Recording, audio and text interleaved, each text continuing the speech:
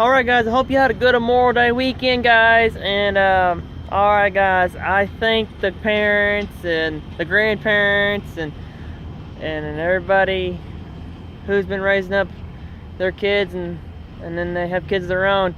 Alright guys. Alright guys, I get to see my two best railroad, actually make it 3 railroad fans I seen about a week ago. But no, I think it was about a couple days ago. But I finally get that's the first time I ever met my 3 fans I met talking to my friends on the railroad. That's the first time I ever met the 2 boys and the grandparents of them. I'm glad I get to see them.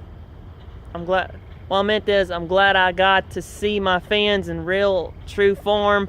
Sometimes I ever thought, man, it's like I kind of thought no kid's not gonna look up to me because I'm a nobody, but I ain't nobody no more.